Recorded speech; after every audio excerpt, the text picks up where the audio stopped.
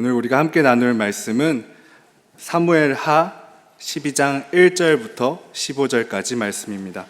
사무엘하 12장 1절부터 15절까지 말씀입니다. 제가 한번 봉독해 보도록 하겠습니다.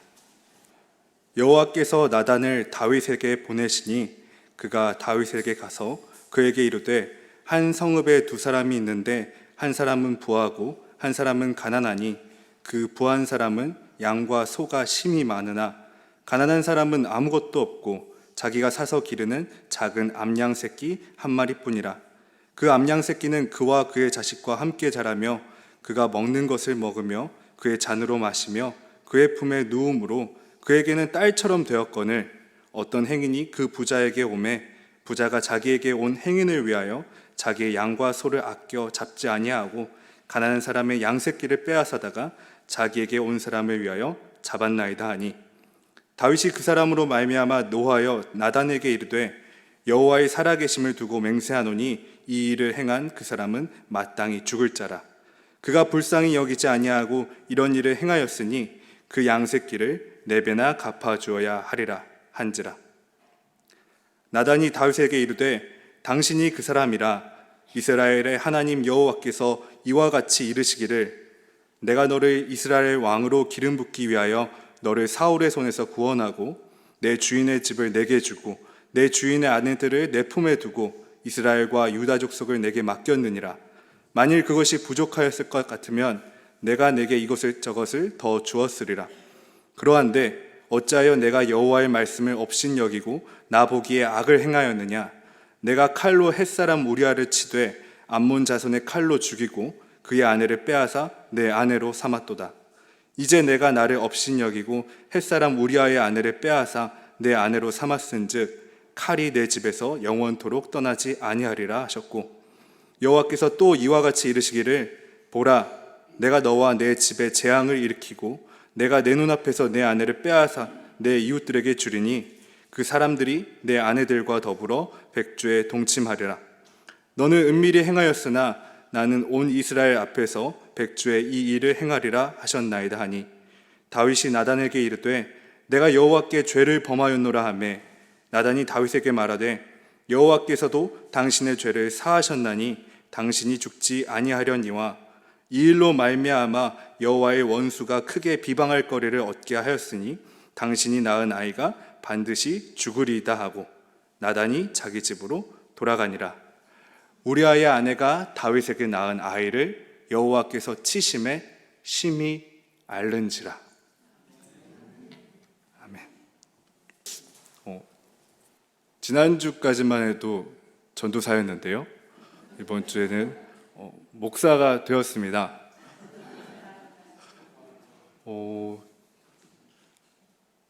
부모님께서 목사가 되라고 이름을 나단이라고 지어주셨고요.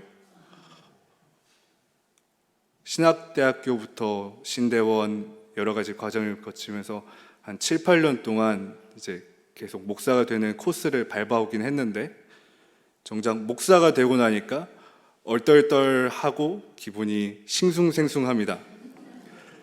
목사가 돼서 첫 번째 할 일은요, 제가 첫 번째 한 일은요, 주보에 있는 제 김나단 전도사 뒤에 있는 그 문구를 전도사 대신에 목사로 바꾸는 일이었습니다. 그리고 교회 홈페이지에 전도사로 되어 있는 거를 스스로 목사로 바꾸는 거였는데요. 쑥스러우면서도 제가 안 하면 아무도 안 할 일이기 때문에 제가 했습니다. 목사로서의 첫 번째 일이었던 것 같아요.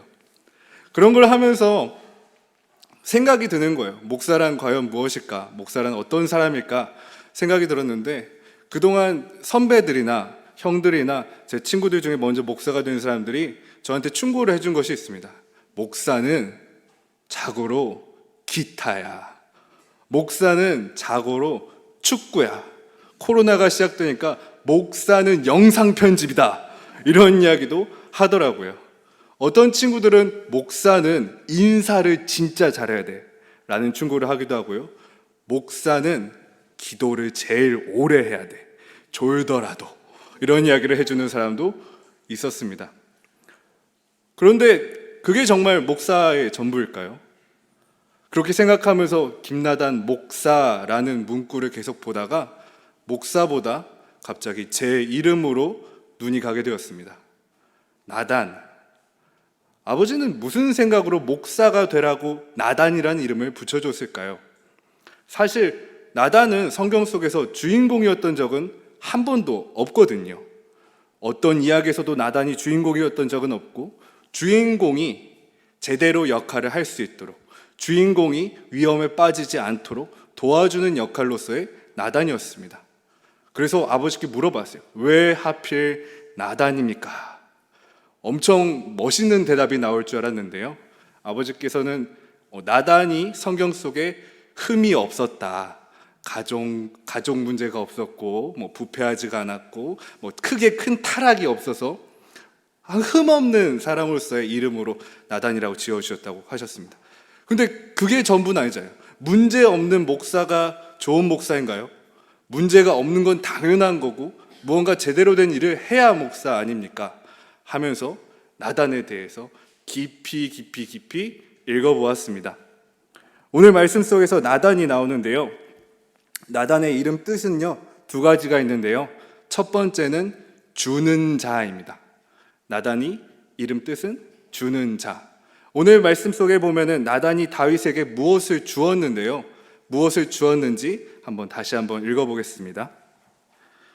여호와께서 나단을 다윗에게 보내시니 그가 다윗에게 가서 그에게 이르되 한 성읍에 두 사람이 있는데 한 사람은 부하고 한 사람은 가난하니 그 부한 사람은 양과 소가 심히 많으나 가난한 사람은 아무것도 없고 자기가 사서 기르는 작은 암양 새끼 한 마리뿐이라. 그 암양 새끼는 그와 그의 자식과 함께 자라며 그가 먹는 것을 먹으며 그의 잔으로 마시며 그의 품에 누움으로 그에게는 딸처럼 되었거늘 어떤 행인이 그 부자에게 오매 부자가 자기에게 온 행인을 위하여 자기의 양과 소를 아껴 잡지 아니하고 가난한 사람의 양 새끼를 빼앗아다가 자기에게 온 사람을 위하여 잡았나이다. 나단이 다윗에게 준 것은 하나의 이야기였습니다. 나단은 하나님께서 여호와께서 다윗에게 보낸 사람이었지만 생각해보면 하나님께서 이 양치기 목자들의 이야기를 나단에게 주시지 않았을 겁니다. 하나님께서 나단에게 메시지를 주시고 나단은 끊임없이 고민했을 거예요. 이 이야기를, 이 하나님의 말씀을 다윗에게 잘 전달하려면 어떻게 해야 될까? 많은 이야기들을 생각했을 겁니다. 다윗이 지금 왕이니까 왕국의 이야기를 전해볼까? 지금 전쟁 중이니까 큰 나라와 작은 나라의 전쟁 이야기로 해볼까? 나단은 끊임없이 고민하면서 하나님의 말씀을 준비했을 겁니다. 그리고 다윗에 대해서 기도하면서 가장 생각했던 다윗이 어렸을 적에 양치기였던 모습을 생각해냈을 겁니다. 다윗이 왕이 되기 이전부터 양치기 소년이었던 그 모습, 정의로운 곰과 사자랑도 싸우던 그 양을 사랑하던 양치기 소년의 모습을 기억해내고 아마 이 이야기를 준비했을 겁니다. 나단이 주었던 것은 자기가 하고 싶었던 이야기가 아니라 하나님께서 하시려던 이야기를 다윗이 들을 수 있도록 잘 준비하는 것이었습니다. 다윗이 그 이야기를 듣고 이야기합니다. 여호와의 살아계심을 두고 맹세하노니 이 일을 행한 그 사람은 마땅히 죽을 자라. 그가 불쌍히 여기지 아니하고 이런 일을 행하였으니 그 양새끼를 4배나 갚아주어야 하리라. 나단은 이 이야기를 듣고 딱 걸렸네 라고 생각했을 겁니다. 그리고 이야기를 합니다. 당신이 그 사람이라. 다윗은 얼마나 놀랐을까요? 자신이 잘못했던 것들 다윗은 숨기려고 끊임없이 노력했습니다. 자신이 다른 사람의 아내와 간음한 것도, 그 아내가 자신의 아이를 배웠다는 것도 다 숨기고 싶어 했거든요. 그렇게 하기 위해서 자기의 용사를 죽이고 자기의 용사들을 통해서 전쟁 중에 죽이고 모든 것들이 숨기기 위해서 했었던 일인데 자신이 지었던 죄가 숨겨지지 않았던 것을 깨달았습니다. 그리고 그 무엇보다 자신이 그 이야기를 통해서 하나님 보시기에 악을 행했다는 것을 알게 되었습니다. 다윗은 깨달았어요. 백성들이 나를 모르는 게 중요한 게 아니라, 용사들에게 죄를 숨기는 것이 중요한 게 아니라, 하나님이 보고 계셨구나. 나단이 다윗에게 준 회개입니다. 두 번째로, 나단의 이름의 뜻에는 이런 뜻이 있습니다. 양심. 이 이야기를 통해 다윗이 잘못을 뉘우치고 나서 나단은 그 뒤이어 하나님의 하신 말씀을 있는 그대로 전달하기 시작합니다. 나단이 다윗에게 이르되 당신이 그 사람이라 이스라엘의 하나님 여호와께서 이와 같이 이르시기를 내가 너를 이스라엘 왕으로 기름 붓기 위하여 너를 사울의 손에서 구원하고 내 주인의 집을 내게 주고 내 주인의 아내들을 내 품에 두고 이스라엘과 유다 족속을 내게 맡겼느니라. 만일 그것이 부족하였을 것 같으면 내가 내게 이것저것을 더 주었으리라. 그러한데 어찌하여 내가 여호와의 말씀을 업신여기고 나보기에 악을 행하였느냐. 내가 칼로 햇사람의 우리아를 치되 암몬 자손의 칼로 죽이고 그의 아내를 빼앗아 내 아내로 삼았도다. 이제 내가 나를 업신여기고 햇사람 우리아의 아내를 빼앗아 내 아내로 삼았은즉 칼이 내 집에서 영원토록 떠나지 아니하리라. 보라, 내가 너와 내 집에 재앙을 일으키고 내가 내 눈앞에서 내 아내를 빼앗아 내 이웃들에게 주리니 그 사람들이 내 아내들과 더불어 백주에 동침하리라. 너는 은밀히 행하였으나 나는 온 이스라엘 앞에서 백주의 이 일을 행하리라. 하나님께서 이렇게 말씀하셨다. 나단은 다윗에게 전달했습니다. 회개하는 다윗에게는 정말로 끔찍한 내용들입니다.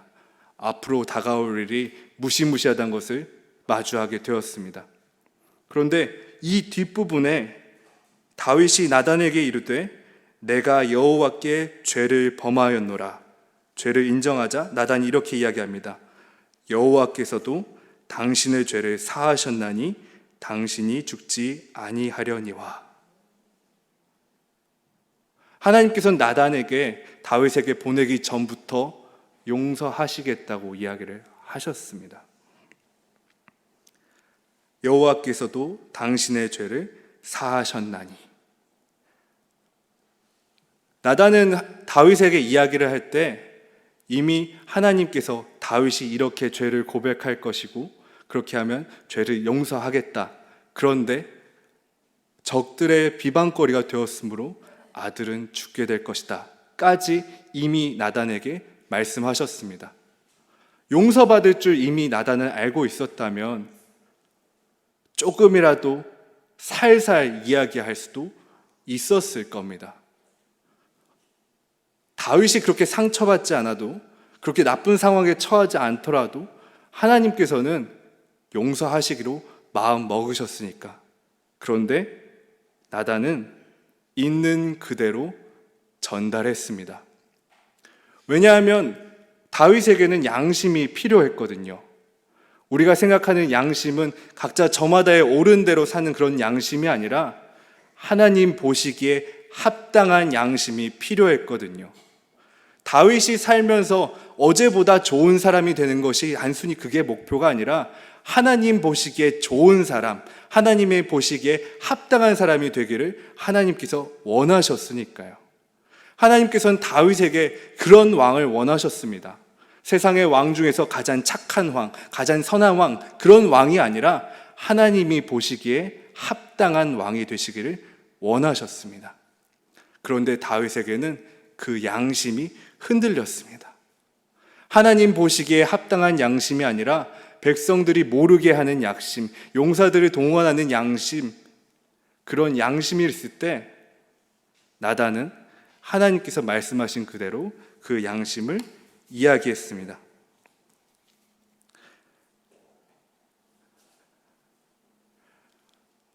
하나님께서는 이런 사람들을 택하셔서 부르시는 것 같아요. 무언가 자신의 이야기를 전달할 수 있는 사람, 그런 사람을 부르시고 하나님께서 하시려는 이야기를 있는 그대로 전달하는 사람들. 그런데요, 그렇게 선택받는 사람들이 딱 목사들뿐만은 아닙니다. 오늘 제목이 있는데요, 옆 사람에게 한번 제목을 읽어주시죠.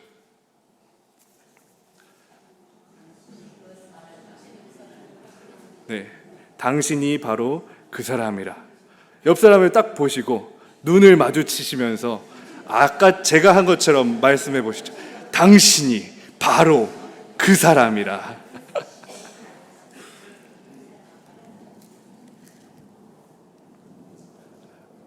오늘 말씀 속에서는 나단이 다윗에게 보냄받은 하나님의 사람이었지만 우리 모두가 하나님께 보냄받은 사람들입니다. 마태복음 5장 13절부터 16절까지 말씀을 보면요, 예수님께서 이렇게 말씀을 하십니다. 잘 아시는 말씀. 너희는 세상의 소금이니 소금이 만일 그 맛을 잃으면 무엇으로 짜게 하리요? 후에는 아무 쓸데없어 다만 밖에 버려져 사람에게 밟힐 뿐이니라. 너희는 세상의 빛이라. 산 위에 있는 동네가 숨겨지지 못할 것이요 사람이 등불을 켜서 말 아래에 두지 아니하고 등경 위에 두나니 이러므로 집안 모든 사람이 비치느니라. 이같이 너의 빛이 사람 앞에 비치게 하여 그들로 너의 착한 행실을 보고 하늘에 계신 너의 아버지께 영광을 돌리게 하라. 하나님께서는 예수님을 통해 우리에게 말씀하셨습니다. 우리를 주는 자로, 양심으로 부르셨다고요. 더욱더 분명하게 확실하게 알 수 있도록 이야기하셨습니다. 우리를 빛으로 부르셨습니다. 주는 자. 빛이란 건요, 참 놀라운데요, 생각해보면 우리가 글자를 읽거나 어떤 무언가를 볼 때 색깔이 있는 것처럼 느껴집니다. 빨간색, 파란색, 검은색. 하지만 근데 과학적으로 본다면요, 이 물체가 검은색이라고 해서 검은색인 것이 아니라 아무 빛도 반사하지 않을 때 검은색으로 보인다고 해요. 빨간색인 물체도 사실은 빨간색인 물체가 아니라 빨간색 외에는 다 빛을 반사해버리고 빨간색만 반사하는 거라고 합니다. 빛을 낸다는 것, 우리가 생각할 때는 우리 스스로 빛을 내는 것처럼 보이지만 그리스도인이 빛을 내는 것은 이런 것과 같습니다. 반사하는 것입니다. 우리가 받은 빛을, 우리가 받은 그 사랑을, 우리가 받은 그 은혜를 반사하는 것, 나눠주는 것, 그것이 우리의 빛된 역할입니다. 우리에게 아무리 많은 빛이 쏟아지더라도 우리가 그 빛을 하나도 반사하지 않으면 우리는 그저 검은색에 불과합니다. 하지만 우리가 그 모든 빛을 온전히 반사할 때 우리는 하얀색 색깔이 될 수 있습니다. 또 말씀하십니다. 소금이니, 양심입니다. 소금. 소금이 어떨 때 맛을 잃게 될까요? 소금이 맛을 잃게 될 때는 아무것도 사용하지 않고 그대로 내버려 둘 때 맛을 잃어버립니다. 소금이 제 맛을 내는 것은요, 소금이 소금의 맛을 내는 것이 아니라 다른 것을 들어가서 그 맛을 일깨우고 아픈 것을, 나쁜 것을 정화하는 것이 소금의 역할입니다. 하나님께서는 우리를 예수님을 통해 소금으로 부르셨습니다. 우리가 저마다가 각자의 양심대로, 각자의 신앙대로 살도록 부르신 것이 아니라 내가 나의 신앙으로 다른 사람이 양심이 회복될 수 있도록 부르셨습니다. 다른 사람의 양심이 다시 맛을 낼 수 있도록 부르셨습니다. 그렇게 하기 위해서는 우리는 할 말을 할 줄 알아야 됩니다. 내가 갖고 있는 권위, 직업, 내 위치, 나의 걱정과 고민 때문에 하나님께서 하시려는 말씀을 못 전달하는 것이 아니라 하나님께서 지켜보시는 양심을 바로 세우기 위해서 우리는 다른 사람에게 하나님이 하시려는 말을 가감없이 전달할 수 있어야 합니다. 그렇게 하면 싸우기도 하겠죠. 다투기도 하겠죠. 그러려면 아주 재밌는 이야기가 필요할 겁니다. 나단이 다윗에게 하나님의 말씀을 전할 때 밤새도록, 아마도 밤새도록 이야기를 준비했던 것처럼 우리도 하나님의 양심을 전달하기 위해서는 정말 이야기가 필요합니다. 어떤 이야기가 필요할까요? 사람들마다 저마다 다르고 겪은 것이 다른데 그 사람에게 맞는 이야기를 어떻게 준비할 수 있을까요? 그런데요, 하나님께서는 우리에게 그 이야기마저 주셨습니다. 바로 예수님입니다. 하나님의 양심을 바로 세기 위해서 이야기할 때 예수님의 이야기를 전하십시오. 예수님의 이야기를 들려주세요. 예수님의 이야기를 해석하고 알려주고 가르치는 것이 아니라 그냥 나단이 다윗에게 이야기를 했던 것처럼 예수님의 이야기를 잔잔히 들려주세요. 예수님의 이야기를 듣고 나면 무엇이 옳고 그른지, 하나님이 어떤 분이신지, 자신이 어떤 존재인지 스스로 고백하게 될 겁니다. 하나님께서는 우리를 그렇게 부르셨습니다. 나단만 다윗을 위해서 특별하게 부르신 것이 아니라, 목사들만 교회를 위해서 특별히 부르신 것이 아니라, 특별한 몇몇 사람들만 다른 이들을 위해 영웅처럼 부르신 것이 아니라, 예수님을 통해서 우리 모두를 빛과 소금으로 부르셨습니다. 주는 자와 양심으로 부르셨습니다. 우리가 그런 사람이 될 수 있도록 함께 기도할 수 있었으면 좋겠습니다. 그리고요, 앞으로 그런 사람들이 더 많아질 수 있도록 기도 부탁드립니다. 내가 그렇게 될 뿐만이 아니라 많은 아이들이 주는 자로, 다른 사람의 양심으로, 빛으로, 소금으로서 태어나고 자라고 성장해 갈 수 있도록 기도 부탁드립니다. 요즘 세상은 참으로 혼탁하고 어렵다고 합니다. 목사가 되고 싶은 사람들이 갈수록 줄어들고 있는데요. 시험을 보는 사람도 줄고, 학교에 있는 사람들도 줄고, 심지어 학교에 들어가려는 시험 치는 사람들도 줄고 있다고 합니다. 그런데 우리 친구들이 하나님께서 전하시려는 말씀을 전하는 사람이 될 수 있도록 꿈을 꾸게 해주시고요. 하나님께서 하시고 싶은 말씀을 전할 수 있도록 다짐하는, 결단하는 사람들이 많이 일어날 수 있도록 기도 부탁드립니다.